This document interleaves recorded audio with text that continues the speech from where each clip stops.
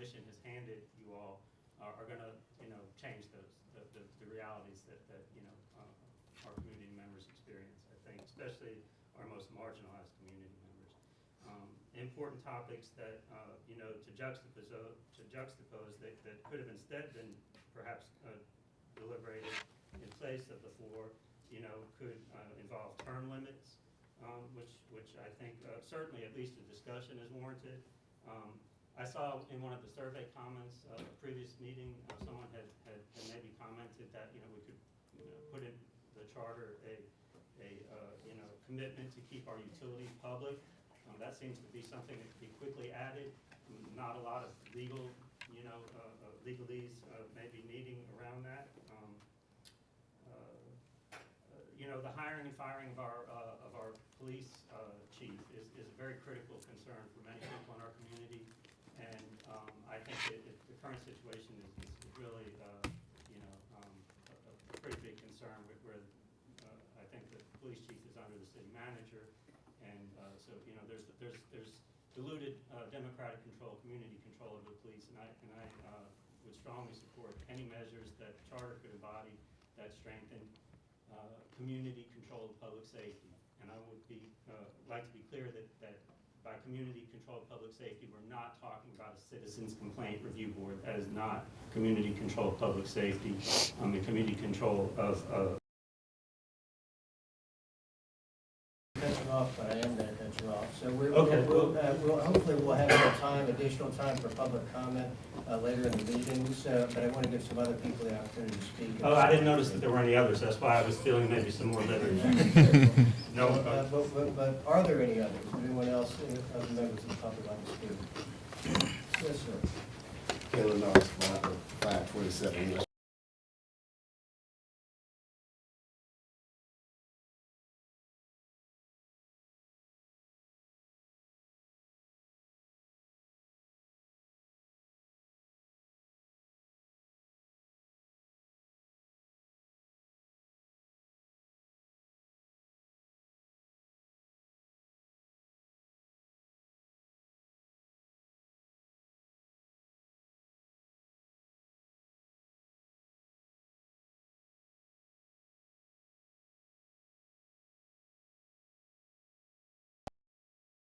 You have public utility, have a large public works, they have just a whole, and they meet, I don't know, 2 or 3 times a month.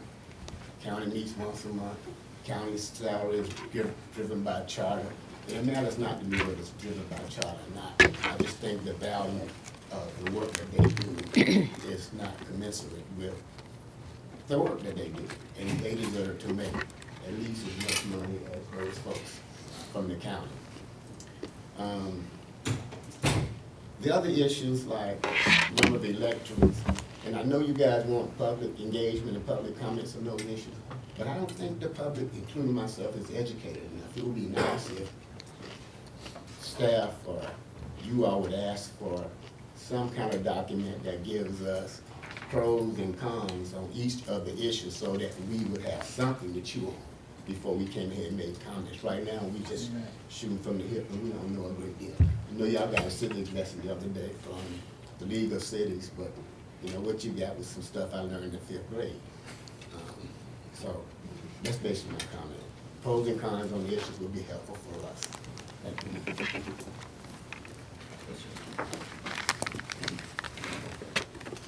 My name is Stanley Sims. Probably anybody that don't know me, I'm a real low-key guy.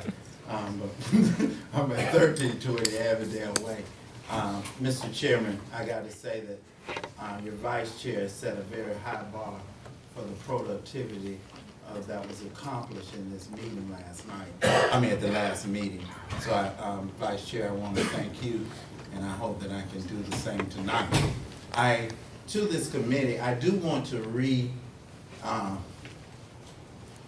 commit or reconfirm my concerns in reference of someone who is in a political litigation with city commissioners that is sitting on this board, someone who has political leadership of someone who is running against someone who is on this commission. Someone who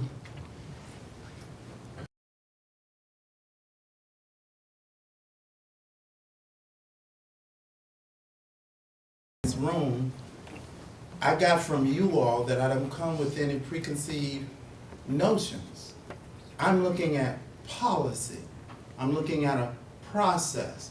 A policy and a process that will emulate transparency, integrity to the people. Because that's who we're here for. My other point is in the dialogue, and I really want to also reinforce what Mr. Barber just said. I'm not against paying our city commissioners more because what Mr. Barber said, add on to this, in this commission, this is unique. Man, we have a municipality that has a transit system. We have utilities, gas, water, and electric, you know. So there are some calls that they get that they don't get, even though geographically they carry more areas. But the workload is still the same. And then it also does something on a more diverse area of democracy, because then it will give other individuals opportunity to run. And maybe we would not have caveat if you have the connection and you've known, then you can run for a city commission job and you don't care about the pay because you have another $60,000 cash job that you don't really go to, you're just on the road. I'm looking to alleviate that. And how I'm looking for you, I'm willing to keep it at 5, but I'm asking you in our ordinance that you will give some instructions, and here's where I'm going, that we will abide by Robert Rules of Order like the county does, that we won't have a situation that similarly occurred today in the CRA where a female woman was not being heard on the dais, where a female woman has not been allowed the affordability of Mayor Pro Tem, where the diminishing of a majority squashed the minority. I want to address that.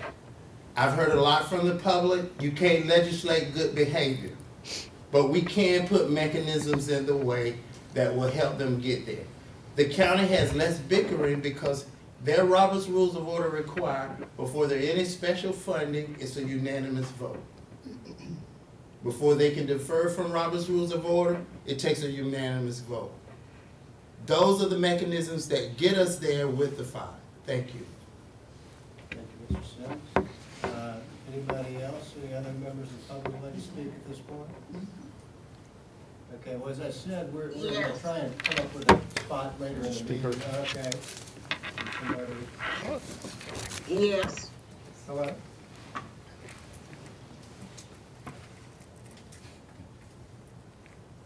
Am I recognized? You are recognized. Okay. I am Dot Inman Johnson, and you'll be happy to know I'm doing this from home instead of there because I am very sick with a cold. But I did want to express that the charter for the city is like the Constitution for the state. To amend the charter should be a more serious situation than getting a survey from 20 or more or less than 30 voters or citizens in this community to move forward with a charter review committee to amend the charter for the city. I have no concerns with salary increases when I first was elected to the city commission, the salary was only $7,000 a year, which made it absolutely necessary that you have a second job. But there are some items that the three city commissioners, and mainly Commissioner Cox, indicated she wanted specifically looked at, which I strongly oppose. I do not feel the structure of the city commission should change. I oppose single member districts. The reason that the county and the school board have single member districts is because no minority had been able to be elected to either of those bodies without single member and at-large districts. In the city of Tallahassee, there has, for as long as I've lived in Tallahassee, which was 1971, there has always been the ability to elect minorities to the city commission and give representative leadership for the city. And so I wanted to get my 2 cents in, because I feel this committee needs to get a lot more input, because this request did not come from the citizens to change the charter. This request came from 3 city commissioners and supported by less than 30 citizens. I hope you will make an effort to really look at what the citizens of this community really want. Thank you. Thank you, Ms. Inman Johnson. Anybody else that's dialing in remotely like to speak? Going once, going twice. Okay. Well, let's again, we'll try and, if we have time, offer another opportunity later in the meeting. Public comment. The approval of the minutes. Is there a motion to approve the minutes from last meeting? So moved. Moved in second. Any discussion? All in favor, please say aye. Aye. Any opposed? Okay. I wanted to talk about the meeting schedule. I have shared the desire of others of you to let's get this set so we can work around it and plan and stuff. And so at this point, we have the doodle poll that was around that some participated in, but not all. So I thought we'd just talk about this for a few minutes if we could. I know that when at the first meeting that it was going to be difficult for Chantel to do it on Tuesdays, and there were others. I think Beth had a lot of Tuesdays that were problems. So it sounds like that Thursday evenings generally is a better day for everybody. Is that, on a going forward basis, does that present a lot of problems for people?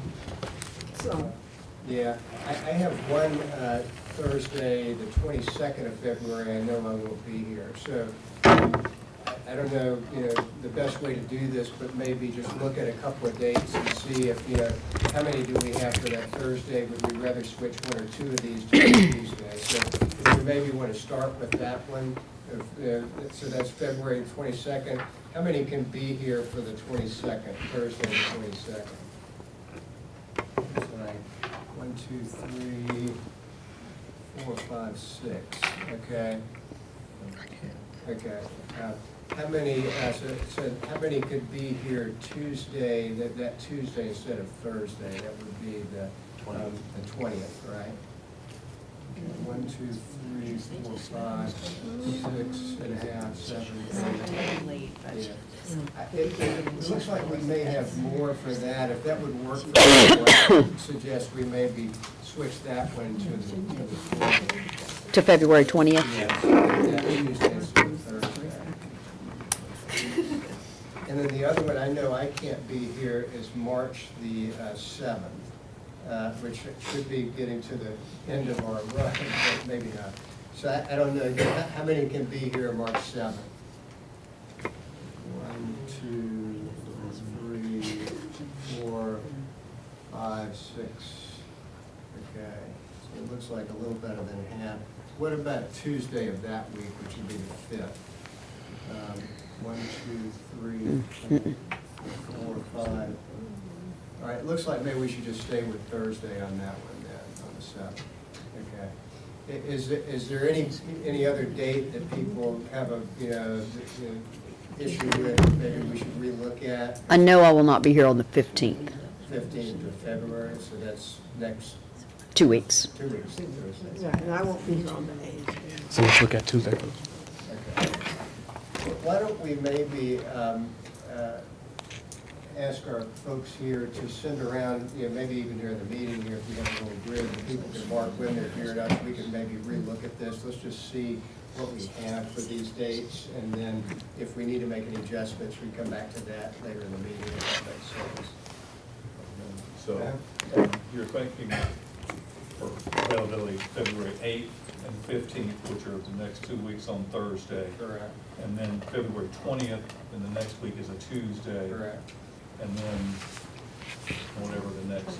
The 29th. 29th. Thursday, Yeah. Okay. 7th. Okay. Make sure we confirm availability in the correct dates. Right. And then there's the conversation we had at the first meeting about, well, where do we do these? And we had talked about moving some of these around to different places. If I understand correctly from the staff, we can have sort of a dial-in thing at other locations. We cannot have the, sort of participate in the meeting thing from other places. So I don't know what the feeling of the board is. As I mentioned at the first meeting, I'd kind of like to do them, rotate around at least 1 or 2 somewhere else. But there's a little bit of a trade-off with the participation. So any thoughts of the committee in that regard? Yes, Mr. Chair. Yes, Jared? No, I'm sorry, Elaine, go ahead. Sure. The whole idea about moving it around was such that people in the community could actually be there. Right. So I think that if we can get a couple in the community, I think that would really be beneficial. That was exactly what I was going to say. Yeah, sort of my thought too. So why don't we maybe ask the staff, we talked about doing one at Smith-Williams, which I think would be a good idea.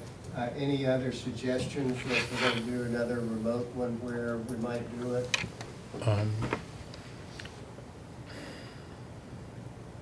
Lawrence Gregory? I can't hear what he said. It would be. Lawrence Gregory is smaller than this room. He said it's smaller than this room. I was thinking about the location. And then the gym, you got so many people, you can Why don't we don't have the same kind of equipment there. Okay.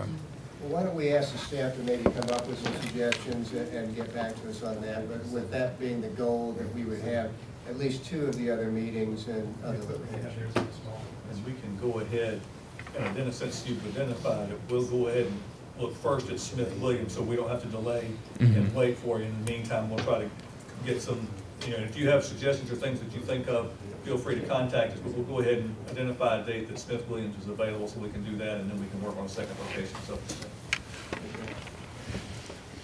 Anything else? Meeting schedule, structure? Okay. So in terms of how we address the issues again, I thought it was a wise decision that this committee made last week that, hey, let's wait to vote on the first 2 until at least the next meeting, so there's more time for discussion. And so I think that's a good way to do this. So let's make sure that we have all the information everybody wants, we've heard all the input everybody wants before we vote. There's no rush really to vote on any of these items. So if that makes sense, then I would ask that with respect to the first item, first, if there's any additional information that anybody on the committee would like the staff to gather in connection with that, that particular issue. This is the number of electors issue. Just had one question. The survey that went out today from what was just recently posted on, the original survey, there was some indication that it was checked for duplications. There was a way to weed out any multiple duplications by respondents. This survey was taken in a different way. Was there a way to check for duplication? Yeah, I'm getting a head shake. No, and I think at this point too, we had just gotten some of the initial responses on our feedback, and so we provided it to you almost as raw data. So we took it through this morning probably, and then gave you everything we had. The one you're referring to previously, I think we had time to read through all that and provide some feedback. I don't, off the top of my head, recall duplication, but we'll take a look at that. But there's not any effort made in that regard at this point on those. So could you maybe speak a little bit to the surveys, like who they went to, when did they go, or are we doing more of them? What is that? Sure. And I think that gets a little bit to one of our initial speakers as well.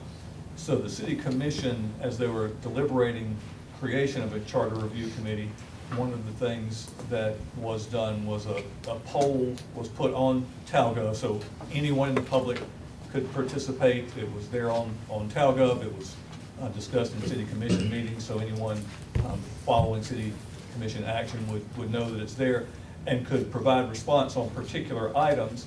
I think we also had in that format fill in, and I'm looking at other staff members to see if I miss anything, but place for them to fill in comments and thoughts. And so there were comments and thoughts received on the items in the poll, but there were also other comments inserted and provided as general discussion. Mr. Chairman, you have a member of the public with a hand up. And then there were also, and then what we did subsequent to your last meeting, where you wanted to make sure you continue to have the opportunity for the public who wished to comment but might not be able to be at a meeting. What we did there is we put in on the city's website, where, and if you haven't been, I encourage you to, anything that's charter review committee related is in one place. And so the link to this meeting, so for those who are viewing, they're able to find that link there. The minutes of your last, or in the minutes from the last meeting are there. We also there have a fill-in form which says, what would you like to comment on? Item 1, here's my comment. And so that is tied with the items that you've got on your agenda, so that item 1, 2, 3, 4, I suppose a member of the public, if they wanted to, could say, I'm commenting on item 2, and then provide a comment that's not germane to item 2, but I don't think we've had any of that at this point. So just so I'm clear on this, so this is going to remain up there on the website. People can comment as they see fit, tomorrow, next week, whatever, through Correct. the duration of this process. Correct, and so that'll be available throughout the process, and what we'll do is on a weekly basis, we'll gather the additional comments received since your last update and provide that to you on a weekly basis, just so that you can see, okay, here's what's additional that we haven't heard before, but at the same time, everything from beginning to end will be available there for you. Okay, does that answer your question? Yes, I had one other comment. Along with the original survey that was posted, there was a link to the little seminar that Attorney Jackson gave. I think that was very helpful. If you could put that link back up, and maybe another link to the charter itself. Both of those, I think, would be helpful for the public to see that. Okay. And just for information, the reference to Attorney Jackson, previous city attorney Cassandra Jackson had provided an educational opportunity in, I don't even remember what month it was, but several months ago as we were leading into the process, and so it was probably the first step. She provided information. Amy Toman, our current city attorney, provided some information at your first meeting. Lynn Tipton provided some information, so we'll make sure all of those pieces are there. All right, So in terms of additional information anybody wants on function number 1, any additional information? Yes. I have a quick question, and it may be more of a process question for the city. Last week, I remember asking a question about the undetermined fiscal that has to do with if it expands, the city hall would have to be potentially remade, or like, there would need to be changes made to city hall. And if there's no fiscal attached to it, would there be a fiscal attached to this by the time it was a referendum? If it becomes like if it moves through the process, it becomes a referendum, is there a time when, like, the public would know how much it would cost? I'm just wondering if, like, you, at some point you determine that fiscal. I understand it's a little early in the process to determine the fiscal. I think the ongoing costs would be pretty quickly identified and presented to city. And the reason we put that in your agenda at the last meeting is a typical agenda item for the city commission has any number of topics, but if there's a fiscal impact, that's identified and placed there. And so we were providing you just the general idea, but as we move forward, we'd say, okay, if you added X number of commissioners, then you'd have 2X, whatever that salary is, plus 1 aide for each, and any ancillary costs. So that we'd say, we know what that ongoing cost is if we said we needed to tear down a wall and build 2 new ones so we could make room for somebody. That is, I'm not sure exactly how much detail we get, but we answer whatever the commissioners asked us on that point. Any additional information anybody would like on function number 1? Is there any further discussion about function number 1 among the committee that you didn't get an opportunity to say last week or want to say now? I know Dr. Kessler and I were not here last week. I don't know, was anybody else absent last week? No, sir. Okay. So he and I'd like to say something about it, but Dr. Kessler, anything you'd like to say about that? I'd like to make a couple of comments, Yeah, please. go ahead. So, I guess I'll start off with, if it ain't broke, don't fix it, type of thing. I didn't really see where there was identification of any kind of real problems. And I have an uneasiness with expansion of members with regard to, there's a saying that horse was a camel is a horse that a committee designed, and when you have too many cooks in the kitchen, sometimes disasters happen. And I see the commission, yes, there's a division, obviously, in the commission amongst the members, but that division may stay there if you increase it to 7 or 9 or whatever it is. I don't see any real problems with what we have right now. Anyone else like to add anything more on this? Sure. I just wanted to reiterate what I said last week, that any addition to the city commission would also add to the Blueprint Intergovernmental Agency by the same amount. And from what I've seen, it's almost dysfunctional because of the size of the body, the board of IA. I mean, my thought is sort of similar to Dr. Kessler's and Ms. Inman Johnson. I'm not necessarily, completely opposed to considering expanding it. I saw the information that Mr. Osman submitted about, sort of ratios and that sort of thing, which there's some logic to. But I just don't see an overwhelming need to change that. I think it works fairly well the way it is. I don't know that 7 is better than 5 necessarily, so I sort of agree that I'd probably be inclined just to leave it the way it is. Any further, any member of the public would like to speak on that topic, on function number 1, expanding the number of Sims? Stanley Sims, my wife still lets me come at 1320 Avondale Way. Very glad to hear your comments today. Here's my only concern when we say keep it the same way. What gives me an unreadiness or uneasiness is the way we currently have the order of governance is determined by the majority, which sets us right back in the same place. But if we go to our ordinance and say that our city commission meetings will be conducted by Robert's Rules of Order, what that's going to do is, number one, it's going to alleviate a lot of stuff that just gets thrown in at the last minute. It's going to confirm. No, it's not. It doesn't. We got the Bible and we still don't treat everybody right, but we have a roadmap.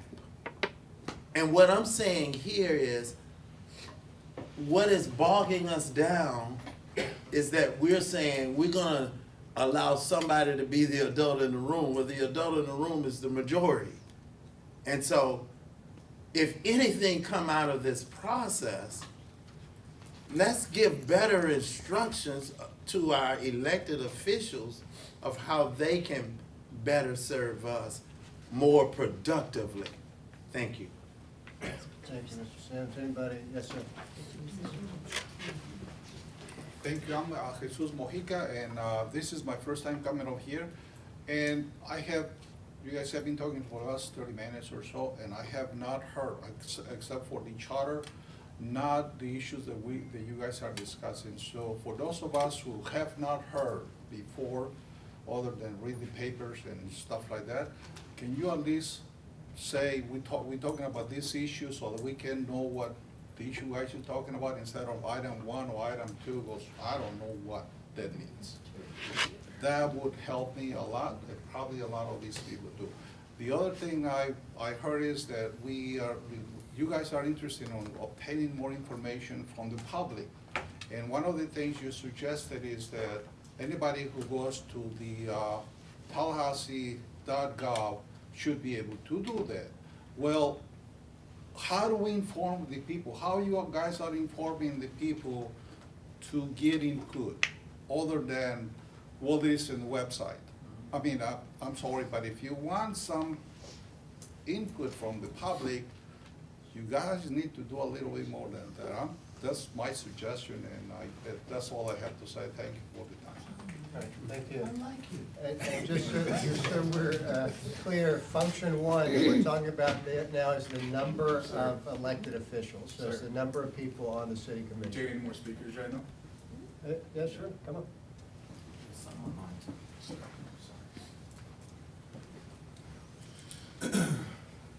Right, so my name is Colton Taylor. I've never spoken in front of this board or any meetings or anything before, so I'm gonna try to make this quick, bear with me. So I think like the expansion of the state commission, I think, is mainly just to, kind of bring ideas that aren't very constructive. I heard, Steve Stewart, on his radio program talk about how he wants to kick out commissioners like Porter and Matlow, but they're also the 2 commissioners that are bringing the most critical ideas to the table. I think that they would much rather somebody, conservative to the table, people that don't, bring any of the stuff. Like, their only agendas is to have a lot of bigotry and hate. There's nothing, they're not gonna solve any issues. They're not interested in that. So you got guys like Curtis Richardson talking about how firefighters are already making a livable wage when they're not. Mr. Steve Stewart would like to see more people like that come to office. That's not gonna help anybody, obviously. So I just think that, if we're gonna, cut these, districts up and everything, we need to kind of, be constructive about it. I just think that, like, this is a terrible idea. I think you're not bringing any more solutions or anything. And finally, like, with just 5 commissioners, the only reason, like, they can't get it to any of those positions is because their ideas are not popular. Conservatives' ideas are not popular in this city, and they just cannot take that. So that's really all I got to say. It's a terrible idea. Thank you. Thank you. Any other members of the public on the size of the commission? Ms. Dot online raised her hand. Absolutely. Okay. Dot, did you want to speak on that? You need to unmute yourself, Ms. Dot. Might be on mute.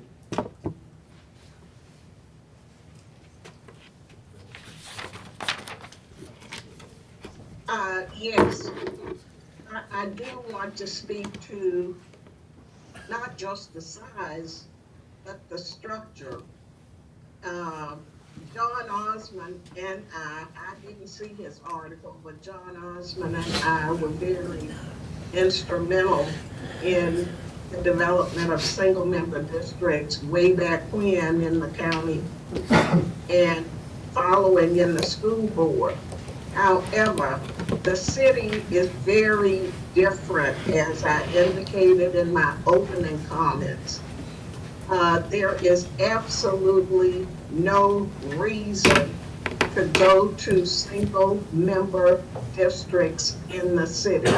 The citizens of this community are far better served by having all 5 or all however many commissioners answer to all of the citizens, that any citizen in this community could feel that they could pick up the phone and any one of the commissioners is their commissioner to deal with whatever their concern is by limiting them to a certain section of town.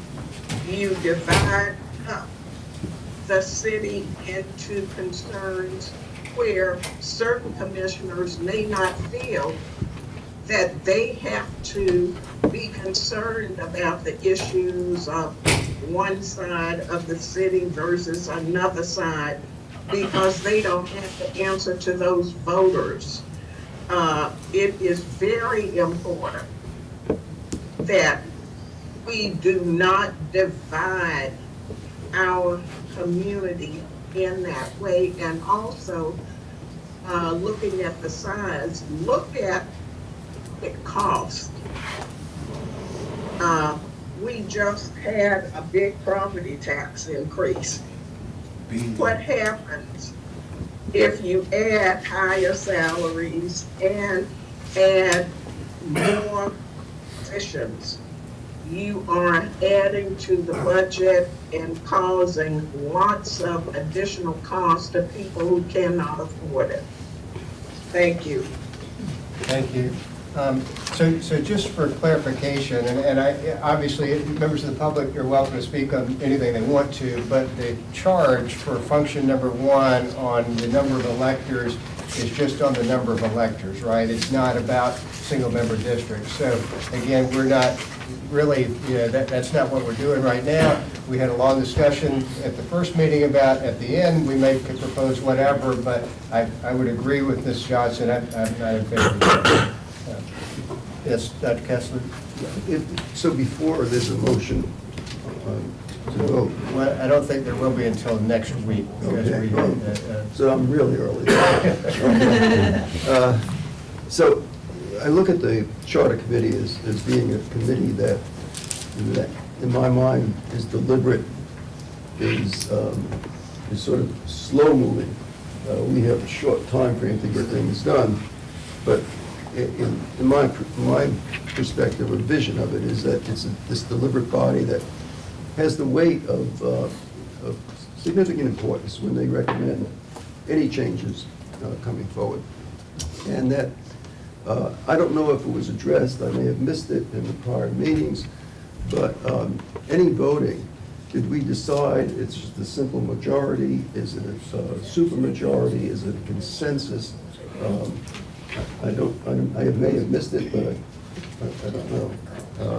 And the other thing is, I think the citizens are just starting to wake up with finding out that this process is happening. And they're just getting awakened, and you can see it with more people in the room.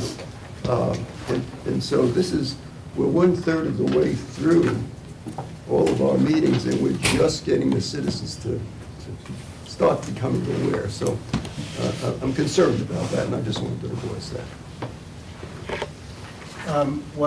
So I don't know that we did make any decision about any supermajority or unanimous position or whatever. I mean, I don't think that we're legally obligated, or are we? Refer to our lawyer. Mr. Chair, it's in the bylaws, Okay. so it speaks to perhaps a majority of those present at the meeting shall be required to pass any item for recommendation to the city commission, and voting by members participating virtually shall not be permitted. Also, proxy voting and absentee voting is not permitted. So if we wanted to, and I'm not sure I do, have some kind of provision that we won't recommend anything unless there's a supermajority, and I mean, can we do that or not do that? I think the bylaws define the committee's function and process. And so because it's a creature of the city commission, and the city commission, defined it by bylaws, I would suggest that you follow bylaws. Okay, so you're saying it's just that majority vote means yes, move recommendation, okay. Yes, sir. And I just want to clarify, that's the majority of the members present in the quorum, or is that the majority of the members on the committee? The bylaw reads a majority of vote of those present at the meeting. So you have to have a quorum, of course, to proceed at all, and then the bylaws speak to a majority of those present. Thank you. All right, anything else on function number one? And I would tend to agree with Dr. Kessler. I mean, I think people are just sort of waking up to this. I don't feel that we absolutely have to vote on that the next meeting. I mean, if the committee would like to, we can, but maybe we sort of do this again and say, hey, is there any additional information? Anybody else want to speak? And then we can decide if we're ready for a vote or not, if that makes sense. Mr. Willis. Yeah, I wanted to address both of those points. So some of what I've heard this committee say is, and I've heard it from the public, those that chose to be here, that the commission is working just fine, we don't need to have anyone else. And it sounds like maybe we're wanting to hear some more from the public as well. But, I think Ms. James had a great point last week. She said, this is a representative democracy. So all 10 of us were put here by an elected official that was elected by the public to represent them. We've been chosen as representatives of the community as well.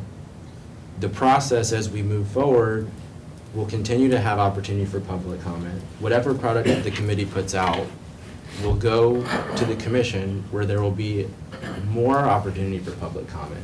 And then ultimately, whatever product comes out of that the commission decides is going to go on the ballot will have the ultimate opportunity for public comment, and that the public's going to vote on it. So I'm a little frustrated by this kind of, we need more public comment. I mean, the public, yes, I think they need to be informed, and I think staff has done a good job of starting to put some things out there. I think the local paper has covered it. I think the folks that showed up here today have done a great job of giving us their points, but we only have so much time in this committee to get done what we've been asked to do. And so as we're looking at, all right, how are we going to move forward, we have 4 items that we're tasked with accomplishing.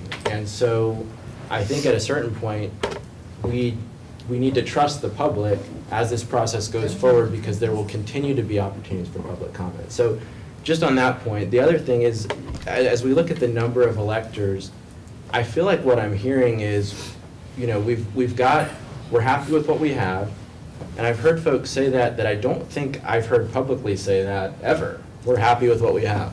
What we have is working. 3-2, 3-2. I've heard that a lot. Is that the opinion that is working? I don't think it is. And so maybe adding 2, 3, 4, 5 more seats isn't the way to do that. But I think what I'm really hearing is, well, we don't want more diversity of opinion on the commission. And what I come back to is the current commission representing the public like they should be? That's what we should be looking at.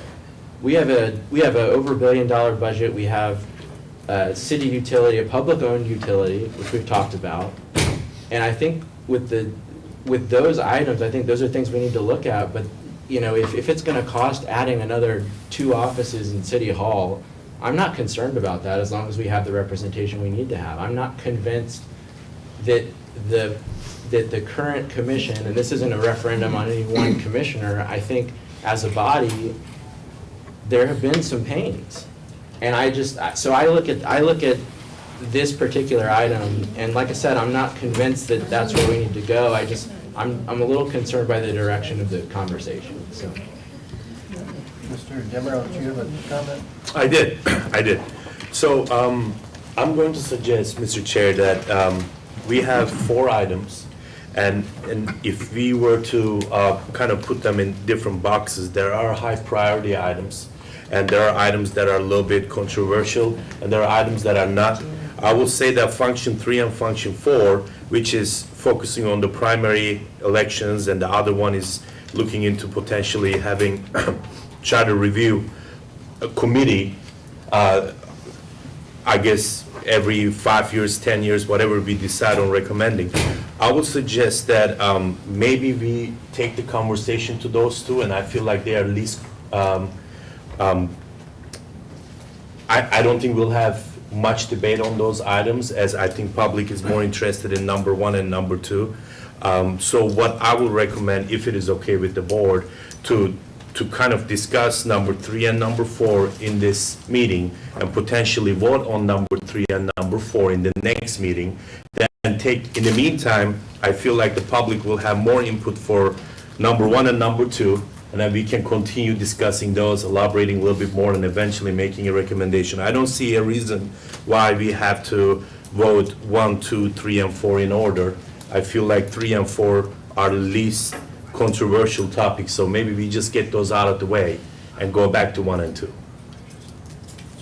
Well, what I'd suggest is that, I mean, we've already started the process tonight with, we're going to go back over number 2 immediately after this, and then we were going to be briefed on 3 and 4. So I'd suggest, let's see how far we get. Let's bring it up to the next meeting. My sense is 4 will probably not be controversial. 3, there may be more discussion about. So, but, I'm fine if the board is ready to, we feel like we've heard enough about this, let's go ahead and vote and do that. Sure. Anybody can make a motion when they're ready to. So that's fine with me. If there's no other discussion on function number 1, number of electors, why don't we move on to the commission compensation? I know there was a lot of discussion about this last week. Any additional information that any members of the committee would like with respect to that? Just a comment, Mr. Chair, that we did provide some additional information on that topic as was requested at the last meeting.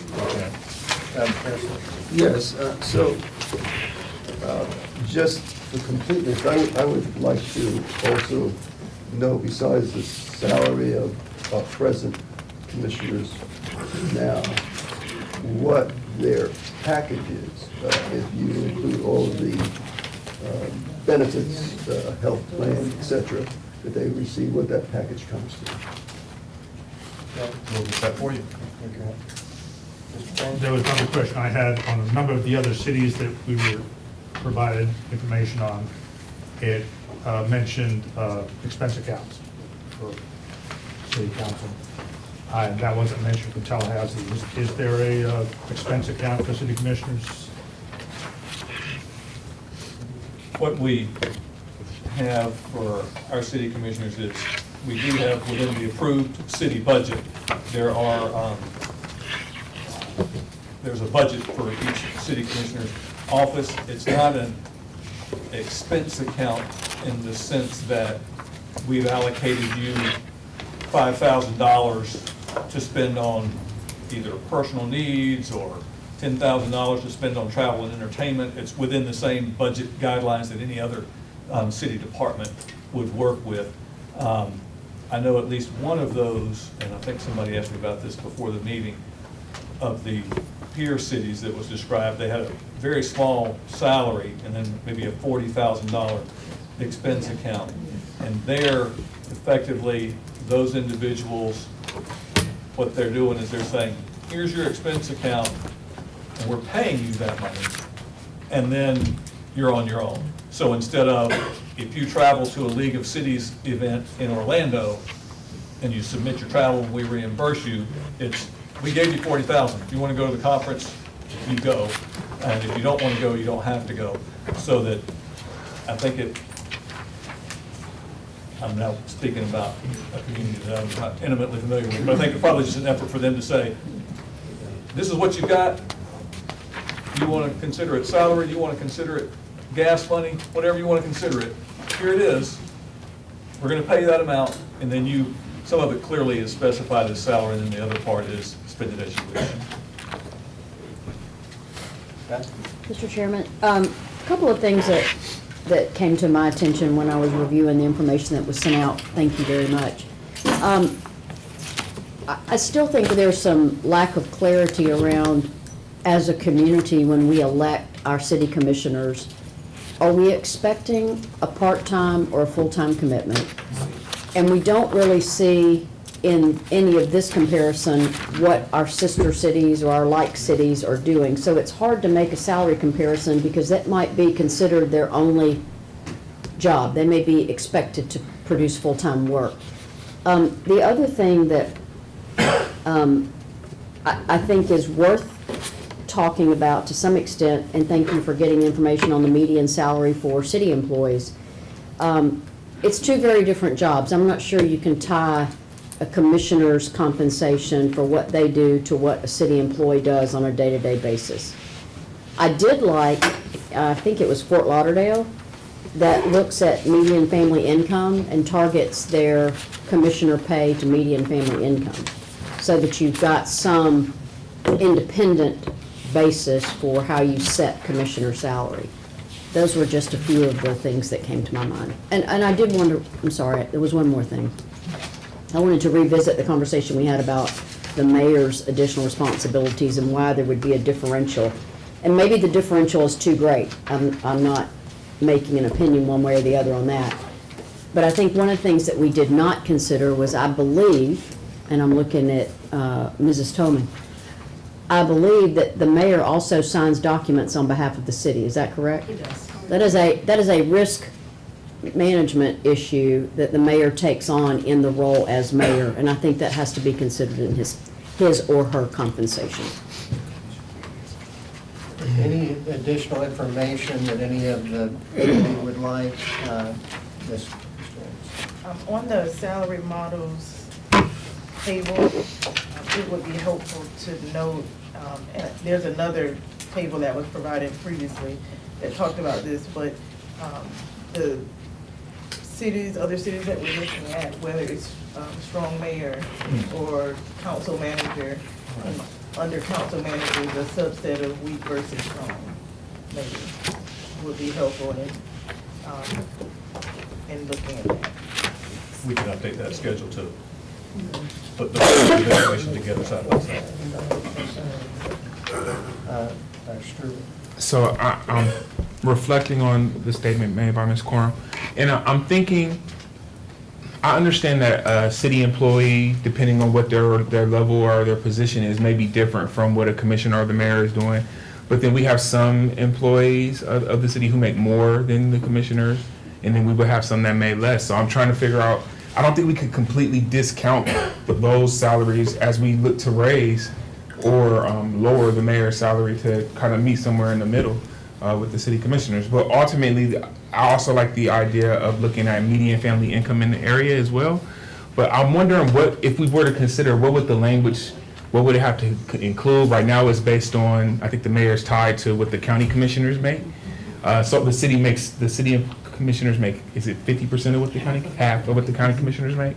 So we are free to move away from that tie to the county commission and maybe base that salary on something else, some other factor. Okay.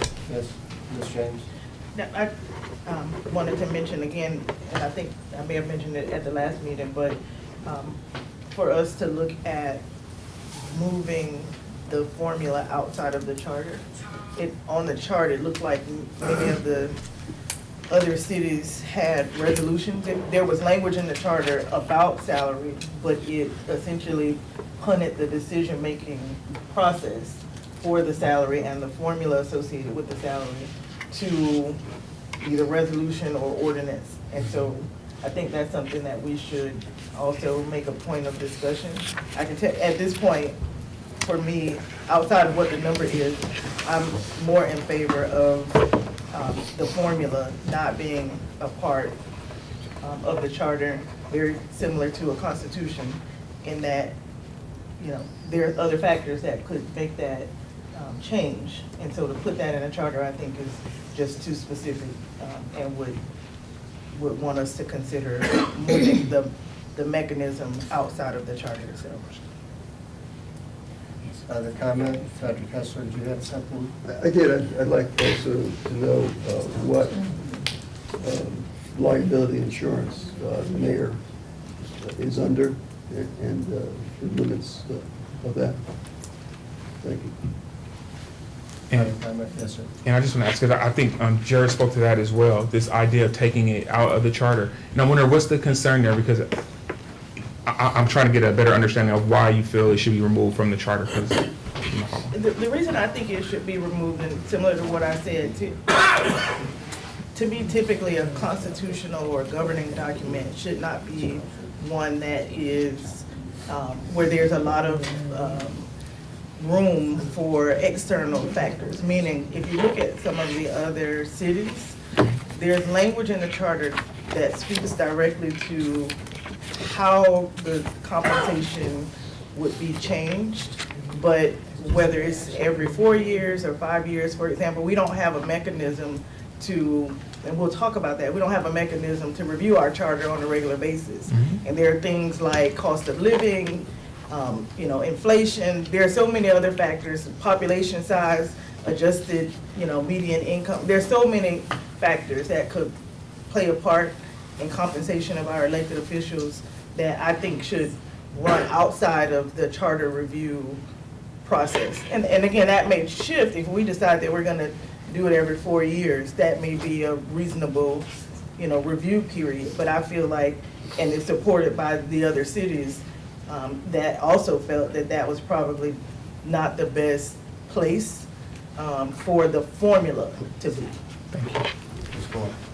Point of clarification, if we made a recommendation to move it out of the charter and into ordinance or somewhere else, is that easier to amend, obviously, than a charter?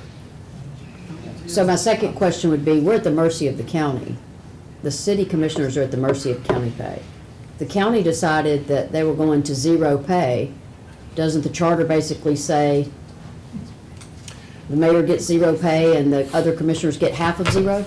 Which is still zero, by the way. Well, I believe the county is set by state statute. Yeah. Okay. State statute.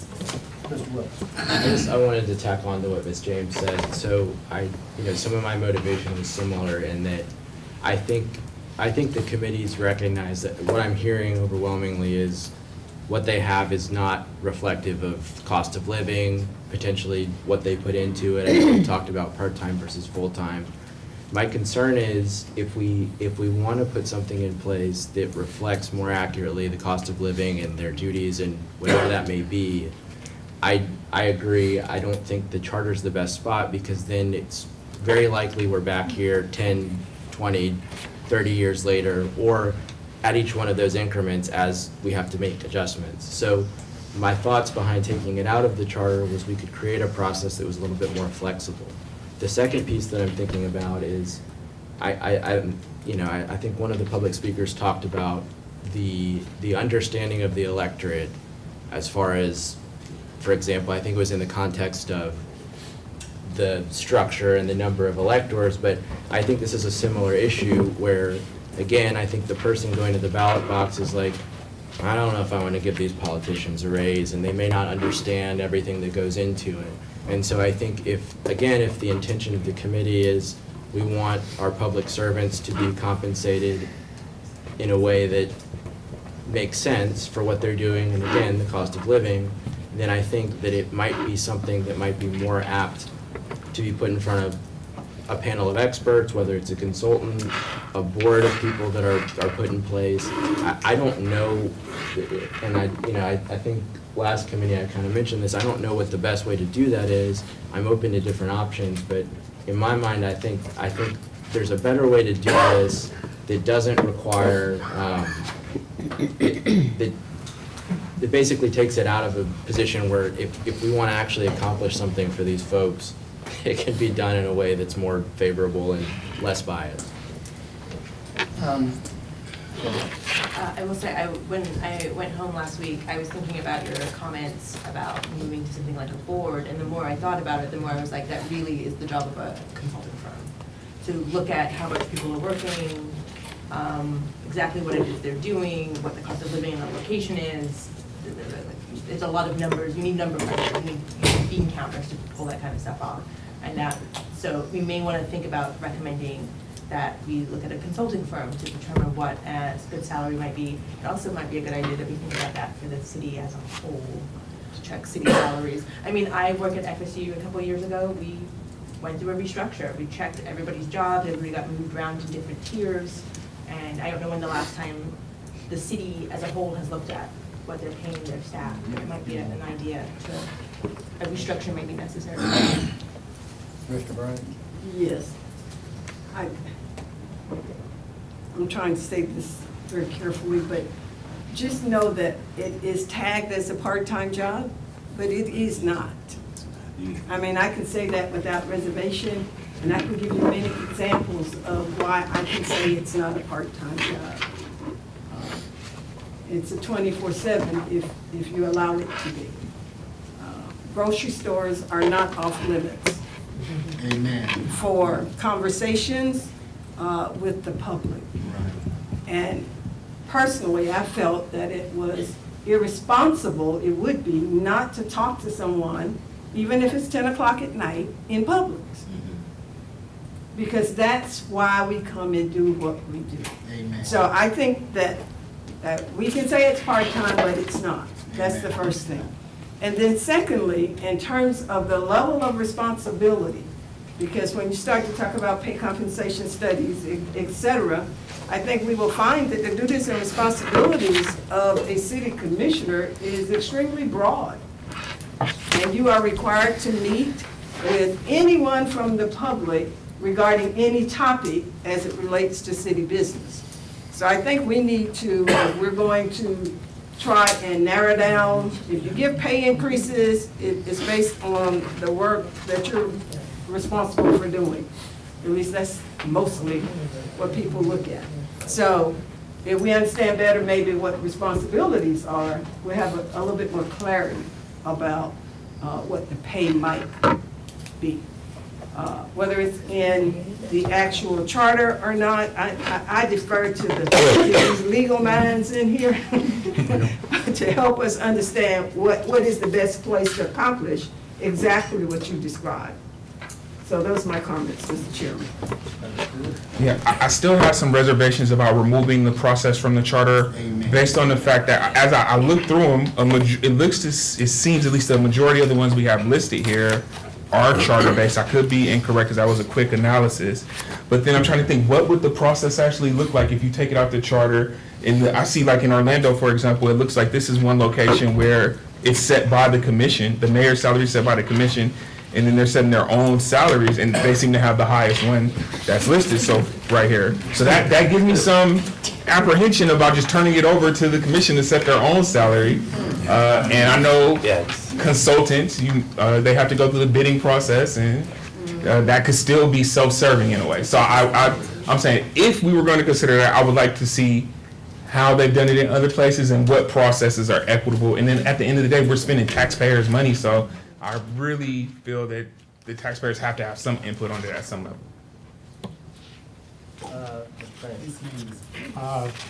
I think that there is some logic to basing city commissioner salaries on the county, because Tallahassee and Leon County is somewhat unique, and we're all one big community. I would think that the commissioner salary should be more than 50% of the county commission, for sure. Mentioned something like 80 or 90% last week, and whatever it comes to, but there's not much difference between the Leon County community and the Tallahassee community. We're all there, so there's some reason to have it based on the county commission, which is based on the state. So. Mr. Dimmer. I think we can find a hybrid solution, because I agree with you, Bruce, that we should keep it in the charter, but I also agree with maybe bringing a more comprehensive calculation method. But I will agree with Mrs. James that charter is not the right place to start inserting numbers and terminologies, and we will preferably keep the charter clean. So I was just reviewing the charter. There are some instances where the charter is pointing at certain ordinance.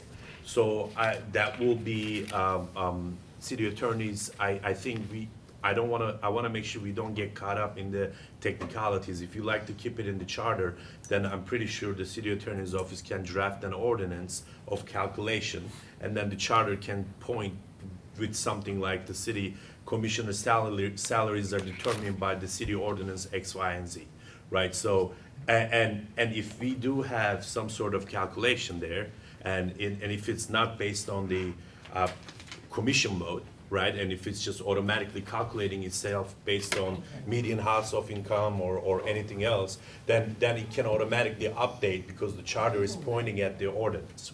So we can get around that situation. I think we can have a hybrid solution. But I'm going to, I guess in this case, agree with a couple comments that I think city commissioners are really working full-time. This is if you're looking at this, it's $1 billion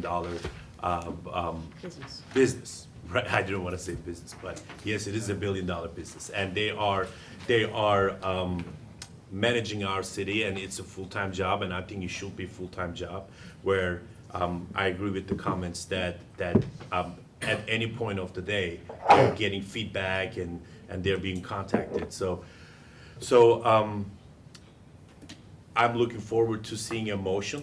I think we can take this conversation a little bit further. At this point, I'm sensing that one way or another, we all agree that we should look into compensation and potentially look into how to improve this compensation.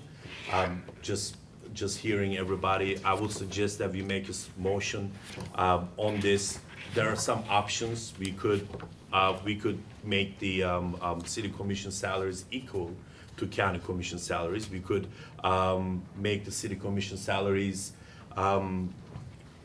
equal to 3/4 of the county commission salaries, right? We could also propose an ordinance to calculate similar to Fort Lauderdale, and then have city attorney's office pointed to that ordinance. So I'm looking forward to hearing more of what the number should be, I guess, at this point, to move the conversation forward. If you guys have some sort of compensation in mind, if you all believe that city commissioners should be compensated more. Well, when you've been around as long as I have, and Dr. Kessler and others, you're sort of a natural, you're like, where is everybody with count heads? So I recognize when I'm on the minority side of the issue, which is this case. So back to sort of Beth's question about, is this a part-time job or a full-time job? I mean, I never saw it as a job. I mean, you're a commissioner, this is service. And so I had a full-time job the whole time I did it. And it wasn't easy, it cost me money, but I did it, I wanted to do it. So you certainly can make this a full-time job. And I respect, probably most sitting and former commissioners feel like it is a full-time job, but it doesn't have to be. And the thing I worry about is that if it becomes a job, then it becomes I need to keep this job, I gotta feed the family. Decisions are made that are all in the line of keeping the job. So anyway, I'll go quietly and because I think people want to do something else, which is fine. But that's my take. Yep, thank you. So, and I have it written down here. The big issue for me is community service. And I was retired when I went into politics. I stayed away from local politics all my life. And I totally agree with Commissioner Bryant that the job can be totally consuming, all right? At the same time, an elected official is not like hiring a person to do a job. Who's evaluating your city commissioner? Who's there is a rating that goes on, but this is a very difficult thing. It's not an easy thing to wrap your arms around. I can speak personally that I know commissioners that put in a minimum of 60 hours a week. Okay, how can you have another full-time job? Almost impossible doing that. Okay, do you start saying, well, the salary becomes so sufficient in and of itself that people have to give up their jobs? The other thing is that when commissioners are out in the community, right, when commissioners are getting those phone calls, even though you're not the road crew anymore, you have to respond. You want to respond. You want to at least make this person feel that the city commission is listening to them. So there's a lot of things that go on as a city commissioner that it takes it out of the sphere, for me, of being just employing a person. And it's not a simple task. So I just want to express that. Ms. Gore?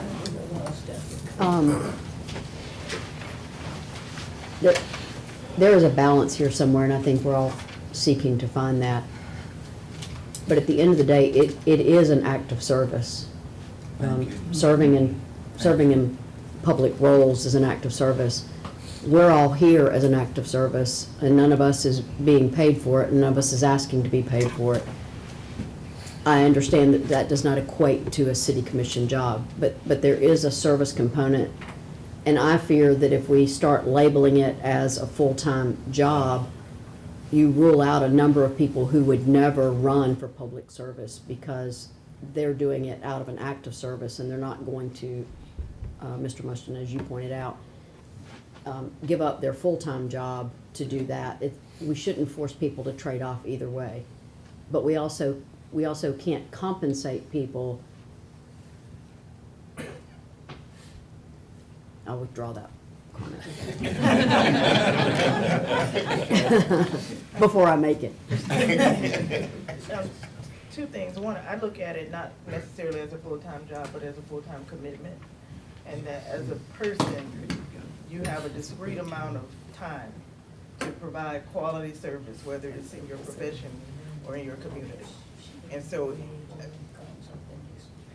I think if someone else mentioned it this way, if you're providing a full-time, if you're fully committed to the city, then it's less likely that you can also be fully committed to your profession. And so, again, I don't look at it as a job, but I do think that it's warranted that if I'm not able to work a job because I have a full-time commitment to the city, then I should receive some compensation in order to be able to live. And so I kind of see it almost as an equity issue, and that the compensation, whether you call it compensation or whatever you call it, is for that.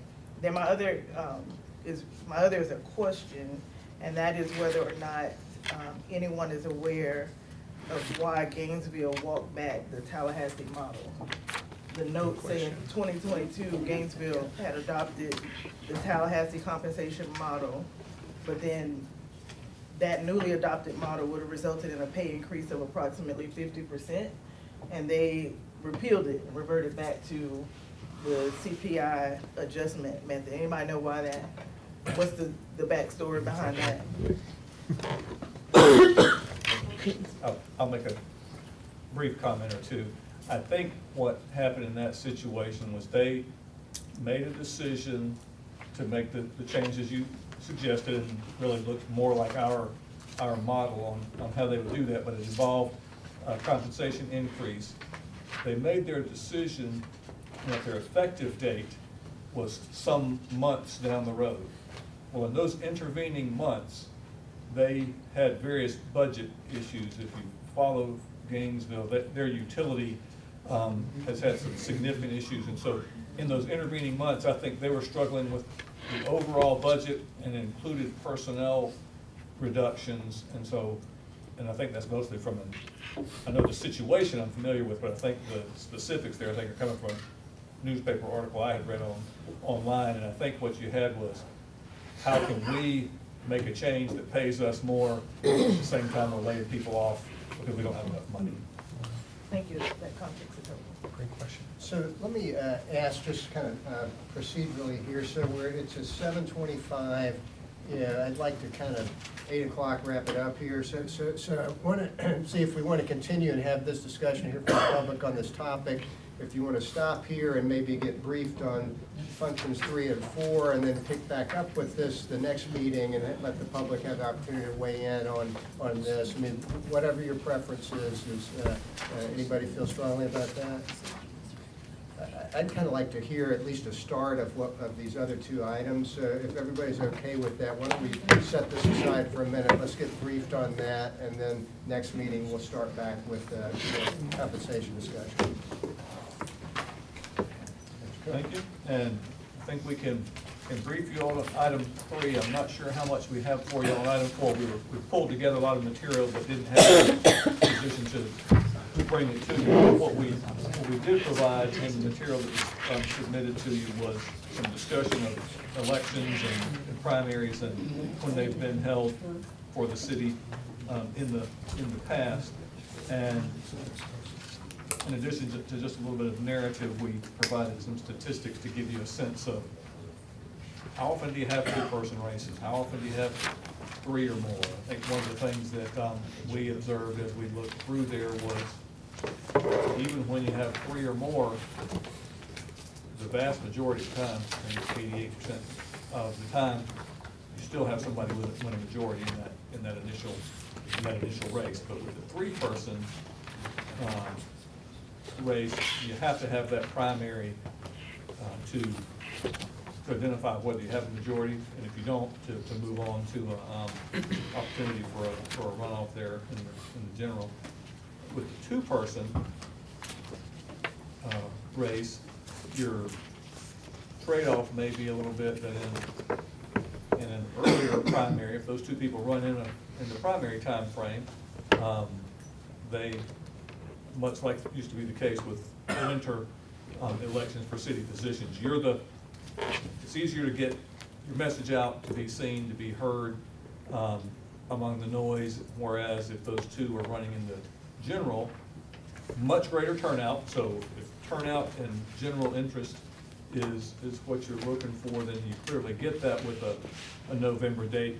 You do have some who would say, I think in that case, yes, there's a lot more turnout, but they're paying attention to something other than my city commission race. Maybe it's the presidential race or some other things on a full ballot. And I'm pausing there, see if there are any major takeaways that we need to add here. And I also don't want to insult you because you can read what we had sent you. Okay. Be glad to. Well, so is the genesis of this topic for our charge here the question of if there are only 2 people in the race, do we hold the election in a primary in August or in November? And currently it's held in August. Okay, so that's the issue. Okay. Any additional information folks on the committee would like in connection with that? I was gonna ask for voter turnout differences, but I guess you guys already have those numbers. I mean, is it substantial? Yeah, that was provided. Yeah, somewhere yeah. in there. No, that's what I said, we're good. We did provide in the material, and it'll be online for the public, but it may already be online for the public as well. It is. Some statistics, and we just ran for each election from 1980 through 2022, turnout in the primary and in the regular election, and then just use the green and red highlighting to identify where the high or low turnouts might be. Mr. Payne. I think one of the values in the system we have now, actually at the county, where they do put off the 2-person race to the fall, is the limited time between the election and the taking of office. And I think it's set right now in the city, it's something like 3 weeks after the election is the reorganization meeting, is that right? And that's a great time. If you have somebody elected in August, then you've got a several-month-long lame duck period potentially, if the incumbent is not reelected, and that could cause some problems there, so. But doesn't it work that, I mean, the incumbent stays in office until November, right? Right. Okay. Right, so that would mean they would be potentially a lame duck from August Right. until December, actually. So there's that value also, and the, very concerned about the turnout also, the having the significant race, which is the final race between two people, have it during the race with the largest turnout, and it's always the largest turnout in November. I'm gonna hold that comment. Any other questions, Dr. Kessler? Question on, how often, or is it always, whenever, that there is the need to hold a primary, not just for city commission, that there would be a primary happening in the county? So ultimately, that's getting at, would there be a circumstance where there's not a need for a primary other than from the city standpoint?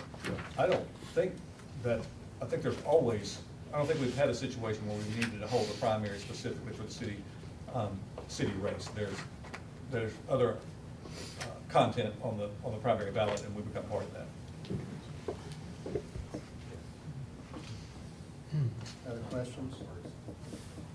Mr. Chair, I think, just to follow up on that point, I believe in August, the judges and some other nonpartisan races are always in August. Yeah, so I think there's always an August ballot. Maybe not a primary, but I believe the judges, that's when it is. Yeah. Yeah, that's a good distinction. I think the school board was mentioned and the county was mentioned.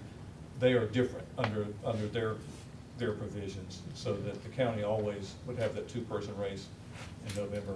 The school board would have theirs in the August. So that doesn't, it's not a primary, but there is an election. Yeah, that was the point of the question. Right, Thank you. exactly. Do we want to maybe stop and hear from the public if anybody has anything they'd like to say on this topic? Good afternoon, Mr. Chair. Adner Marcelin for the record. My address is 122 South Calhoun Street. Mr. Chair, welcome back. I know you missed last month's meeting, but I would just first like to start off by saying it would probably be helpful for the people in the back if we kind of outline how you're going to take public comments from this group. When our acting chair, I should say, did it last time when you were out, we took public comment prior and then we took public comment after, and I thought that was very helpful because sometimes we don't have our comments read at the very beginning, but it's there. I did have a couple of comments that I just wanted to go back to the previous topic. First, to our treasurer clerk, if we can get the copies of the materials that was in these books out for the members of the public as well, it would be very helpful so that we can see it. As you all know, it's very difficult getting public records requests, and it comes at a cost for taxpayers. So if we could get this material published at the same time you put it out there so we don't have to do another one, that would be very helpful for myself. I also wanted to say, as far as the mayor's situation, I don't want to go back, but I think Ms. Beth hit that on the point that while I don't have an objection one way or another with the salary increase request, I do think that we have to set expectations of when you're increasing the salary, what the expectations is. I think just setting a salary amount and not having people come to work or getting a response as a public member, you start to ask, like, what do the commissioners do that, they require this much pay or they're asking for that much pay. And I think when we set expectations of this is what they do and this is why the work is, requiring that much pay, then we can understand it better as a community. I wanted to say that. Secondly, I wanted to say I appreciate this committee's work from 1 week ago, getting the public comment box added out there, and some of the organizations, more and more people are spreading that information, and I think that that was a positive step and a step in the right direction. However, I would say that we could go much further than that, and I heard this gentleman's comment, and I agree wholeheartedly. There are a lot of people who don't have access to the internet, and we cannot limit the way that we disseminate the information that we're doing in this room to what's on the internet. So using our communication department, using the news as we do for a lot of announcements for the city, I think can really push this and make this input there. Last but not least, I would reiterate for those who were not there last week, that this body that is meeting represents the people. And we should never forget that. I hear too many times people say, I am comfortable with this, or I'm comfortable moving in this direction. And I personally feel it's we should be comfortable in this direction, because you are a representative of the people. I think part of the issue that we discussed last week, where individuals have struggles with accepting who's on this commission, is that everybody here was placed by a member of the sitting commission. And if you want to just go by a 3-2 gridlock, and if you duplicate the numbers still come out with the same results if you're, in that mindset. And I think commissioners inherently would appoint someone who shares a similar mindset or goals, and I appreciate everybody's willingness to work together. As I look at other commissions, or advisory boards, I should say, such as our police review board, when we constituted that review board, each of the commissioners did place individuals in the community that they were their individual picks, but there were also applications submitted that we could take from the community members, and that could be a unified vote so that we could put a balanced board together. And I think that it's spilled milk now because this commission is seated, but I do think that the work that we have to do, and when I say take more public comment, the reason I'm saying that is the difference between having an opportunity to vote on these issues later on versus being at the table and participating in this discussion is something quite different for myself. And so I ask that you keep this in mind, and I thank you all for the work that you guys are doing. Thank you.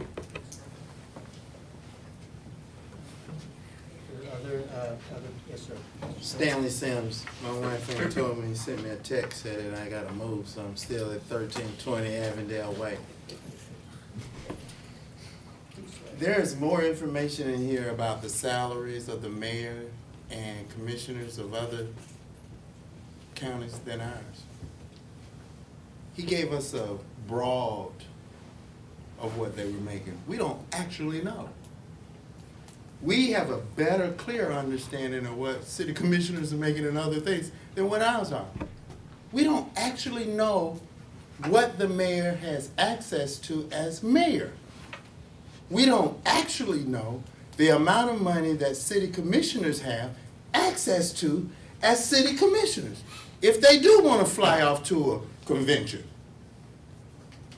So how can we make an intelligent decision if we don't have all of the information? Now, this is a shocker, Mr. Bureau. I really like what you just said, but here's my concern. Here's my concern, Mr. Bureau, because I need your help. Help me get over this one challenge, and I'm gonna ride with you. If we take out of the charter how we pay our commissions, see, the charter is why we're here. Amen? And see, what I'm afraid of, if we take this out of the charter, and I'm with you, so you help me now, listen to me. Ladies to the side. We take this out of the charter. You're gonna have to come back to me and give me some real instructions in that ordinance that is not gonna fall to a 3-2 vote. Because that's what everything is going to divert back to if this comes out of a charter. But now here's my solution, and maybe you can help me. I got 30 seconds. My solution is, let's keep it in the charter review. You understand what I'm saying? Because we're going to, in item number 4, we finna set a time frame that we come back to the charter anyway. So if we coming back to the charter in a number time frame, and if it's not an issue, why knock on that door? Oh, it's your turn now, Mr. Bureau. Thank you, Mr. Sims. Are there other comments from the public? Ms. Dot has her hand raised. Yes. Stanley did hit a point that you are hearing more about what's happening with salaries in other cities than the history of how the salaries got from 7,000 to where it is now for the city commission. Actually, the formula that was done that tied city commissioners' salaries to 50% of county salaries was a separate item. And it was done that way because everybody thought it was probably palatable to do it and get it passed and not have to amend the charter every time there was an issue about salary, because salaries were so appallingly low for city commissioners for so long. And I heard several committee members mention other potential formulas to match city salaries with city commissioner salaries too. And so I don't want people feeling like it has to stay, you have to amend the charter in order to change the salaries of the city commissioners. And I do want to speak to the public service versus job situation for city commissioners. Even when I was no longer earning a salary as a city commissioner or mayor, I still had to stop in Publix and talk to citizens because it was public service who wanted to ask questions about their city and their city government. And I don't think the salary should be tied to a job. I agree with Mark Austin on that because, and with Dr. Kessler, because there is a public service component. The county commissioners, even though they earn a lot more money, those are not considered full-time jobs. Legislators, even though they earn very little, those are not considered full-time jobs. Very few elected officials are considered to be in full-time jobs. And there are different formulas you could use to tie the salaries. Thank you. And thank you for your work. Thank you, Ms. Emma Johnson. Other members of the public like to speak? Mr. Demrow. I just wanted to clarify my comments.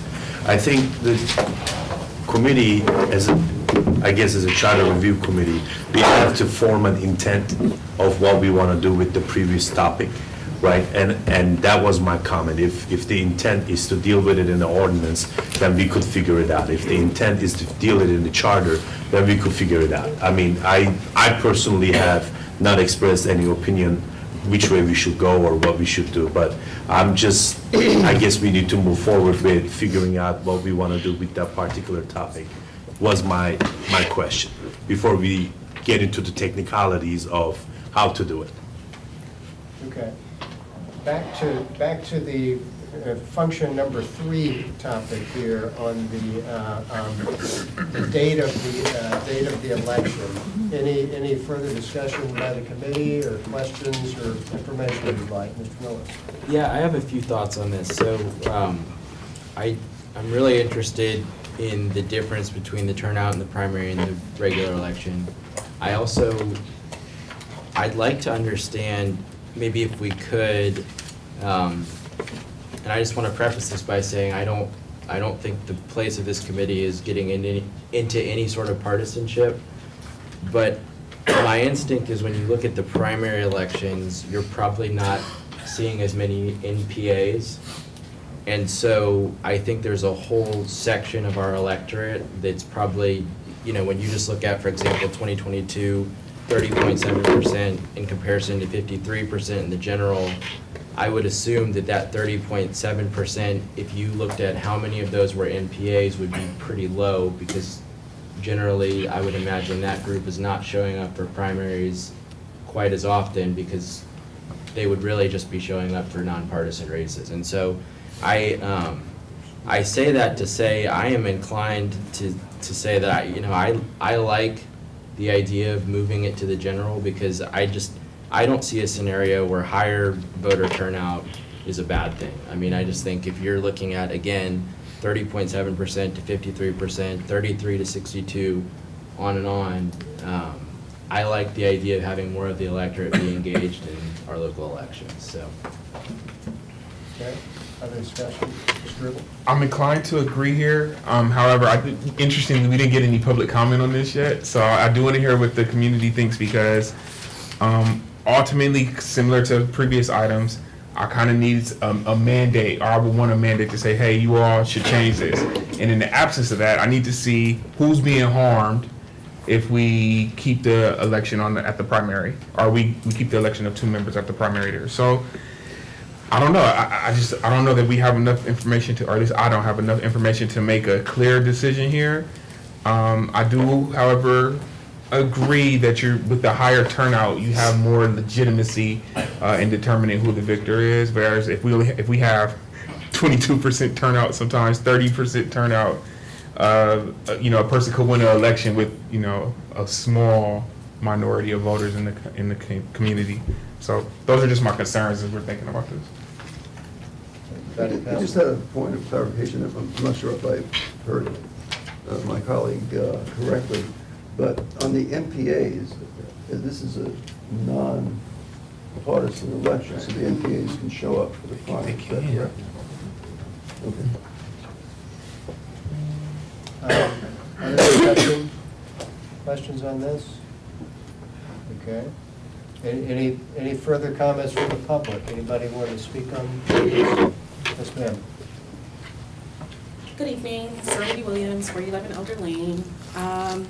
My concern with this topic about the primary races, it seems that we're talking around the actual issue, which is if you're concerned about voter turnout, turn out more voters. I think that's something that we can work on, but I think in terms of removing a primary race, it will hurt other races that go on during that primary.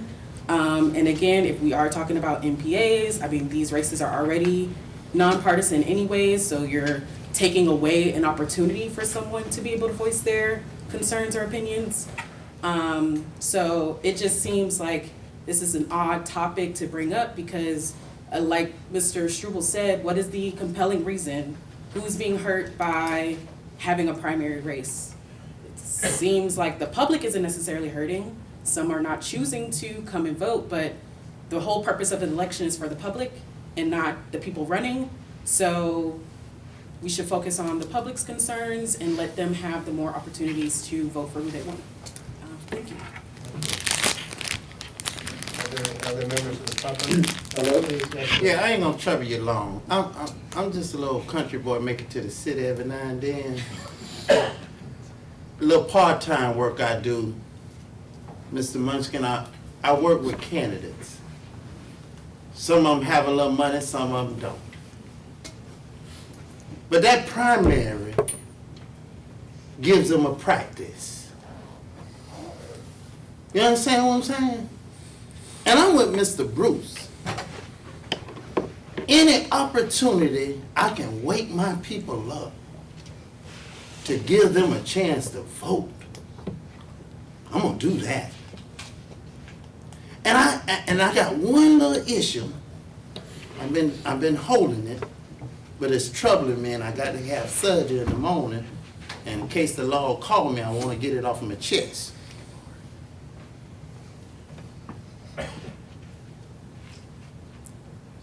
Getting the right words, Madam Chair.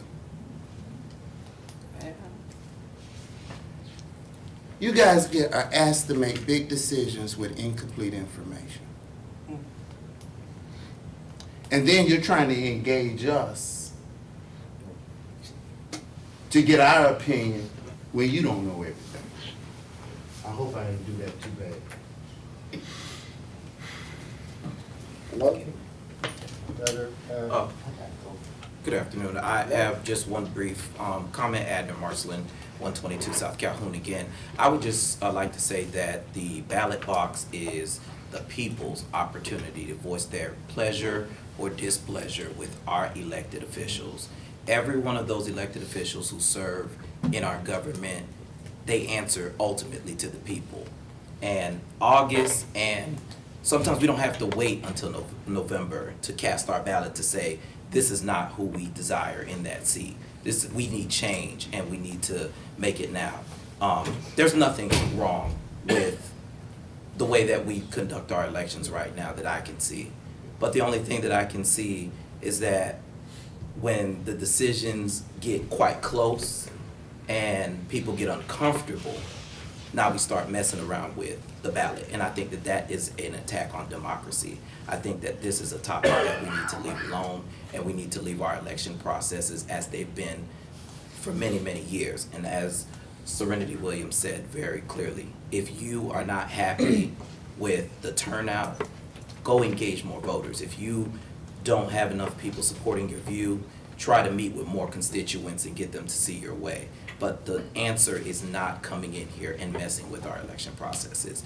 There's a public that this commission would have to answer to, and I hope that you all remember that. This is, the ballot box is our only hope at democracy, and it gives us, the bosses of the city commission, an opportunity to voice our opinion, and I ask that you leave that the same. Thank you.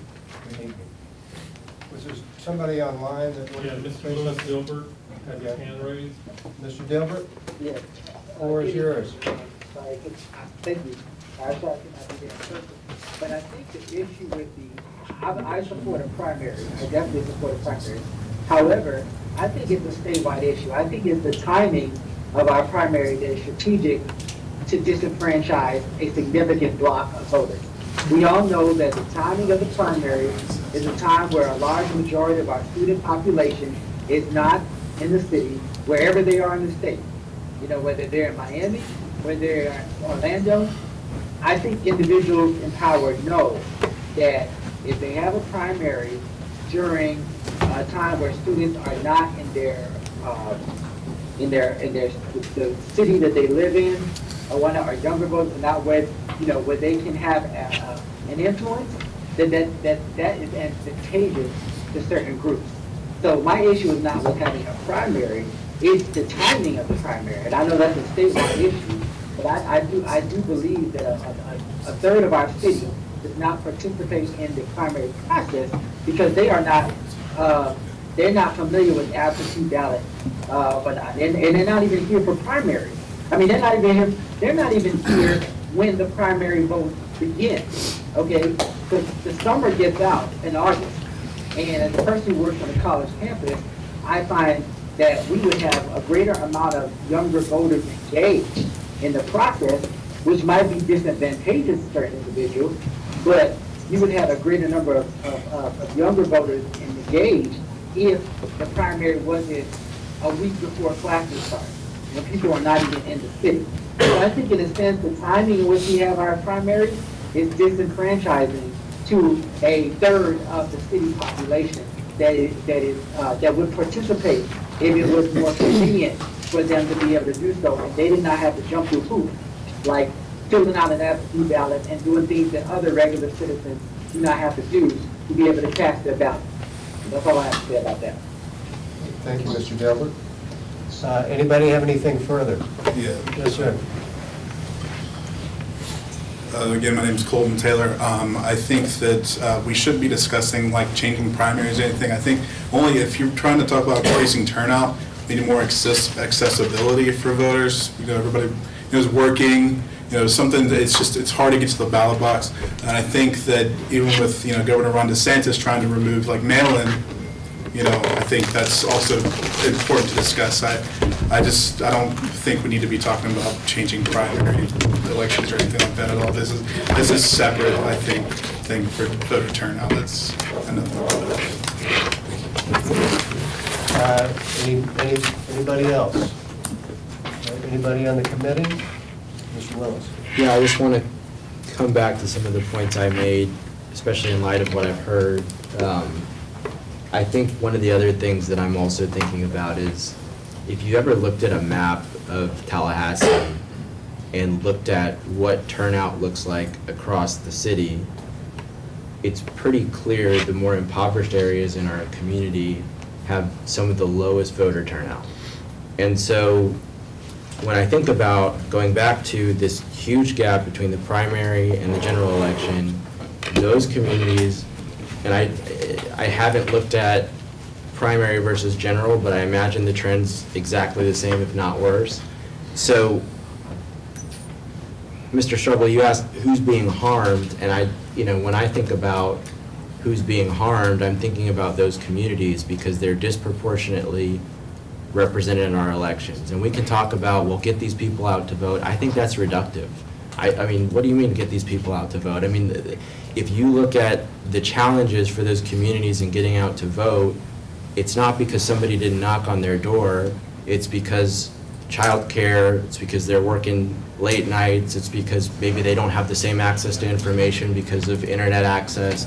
And so I just, it's nice to say get them out to vote, but I don't think it's that easy. And so going back to primary versus general, I think for whatever reason, those communities are able to show up in better numbers there. And so I'd like to see those communities better represented in the results of our elections. Mr. Dimmer. I just want to make a quick clarification that we actually do decide on the result of the elections in primaries, whether this provision changes or not. I was just reminded by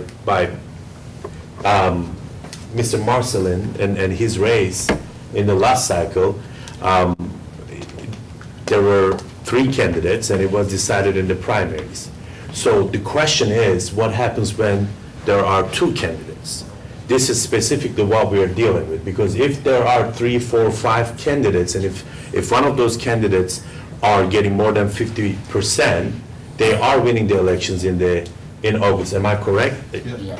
Right. So we are particularly discussing here what happens when there are 2. And I think it's about giving voters more time to decide who they like better. I think it's about timing. It's about allowing candidates to get their message out for 3 more months.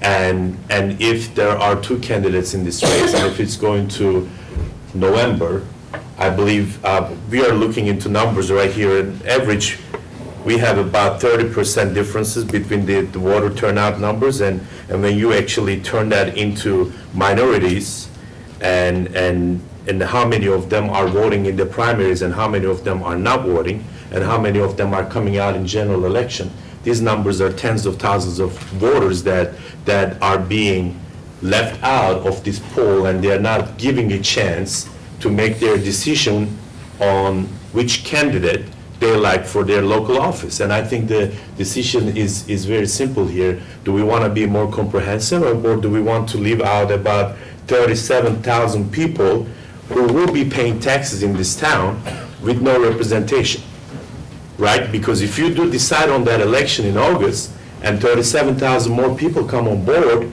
and they won't be able to pick on their city commissioner, but they will continue to pay taxes, and we're literally talking about paying taxes with no representation here. So I think we have to be careful about leaving things as is, because county doesn't do that, right? County fixed this problem, and many other counties are looking into the issue, and I mean, they don't have this problem, and I think we should look into county and how comprehensive they are, and how inclusive they are, and I don't see a reason why we are intentionally leaving 37,000 people out of the voting poll and not allowing them to pick on their city commissioner. I'm feeling that taxation representation is a little harsh. They have representatives, and they have the opportunity to vote for them. people make the choice whether or not to vote. I have voted in my primaries and voted in my generals, you know, and I wouldn't think that, to me, it just seems real harsh to be like, we're leaving people out. They have the opportunity. So, I'm actually hearing Mr. Demaro's comments. It's making me think, but then it does drive the point, well, what is the huge difference between a 2-person race and a 3-person race? If a 3-person race could be decided there in August, if someone got more than 50% of the vote, why not a 2-person race? So that's kind of where your commentary left me. But still, again, I'm trying to see that compelling reason to move it. We're saying, okay, the voter turnout is lower here, so not enough people participated to say that we have a true winner of the election. But if it was 3 people in the race, then all of a sudden, if it was more than 50% and only 30,000 people voted, then it still nonetheless would be, the issue will be determined. So it doesn't seem like it's a situation we could fix here. Moving it to the general may not solve the problem. Yes, Mr. I have a question. So I appreciate and value the historical perspective that you all, Ms. Emmett Johnson and Mr. Mushman bring. Can you speak to the reason why the county decided to shift in the direction of not having the 2-person primary? I'm just interested in having a better understanding of what that thought process was and what the context was around that decision, if you had it, if you recall. Well, I mean, Ms. Emmett Johnson may know on that. I'm not sure about that. What I am familiar with, and I always hate to say, well, when I was a commissioner, people are like, oh, so shortly after, I was elected in the spring of 2003. And shortly after that, we brought up the idea of moving the elections to a fall election. And there was a lot of the same discussion. I mean, the spring's tiny turnout, but it was focused on the city. And then fall was a much larger turnout, but there's a bunch of other stuff going. And so at the end of the day, we voted to move it to the fall. Some of the same discussion about, hey, more people are involved. If you're a candidate, you got to get your word out. But that was the thinking on that topic, which is related. And Dad, I don't know about the county and I guess that was when the charter came in for the county. I'm not sure about that. I don't really know about the county, but I know about the city. Basically, the reason for doing the August is that people can focus on local races. Once it's moved to November, especially in a presidential year, they have so much to focus on with all of the statewide congressional races and everything else. And there are a lot of local issues, and holding a primary in August helps people to focus on local issues. Okay. Any further discussion for tonight? We can wrap this up and we'll have opportunity to continue. Anybody from the public? Anybody on the committee? So I think what we'll do at the next meeting, if it's good with the committee, is we'll start again with the compensation discussion. Any initial information, thoughts of the board, members of the public, and then move on to the others here, if that's good. Okay? So did we clarify those meeting dates? So we're going to do that post this meeting, or? Yeah, let's go with what we talked about here, and we'll get everybody, ask them to submit a poll just to confirm how many people were going to be there at those meetings. If we, at the next meeting, if we see that one of these is way low, then we might reconsider. That's good. But right now, it's February 5th is the next week. Correct.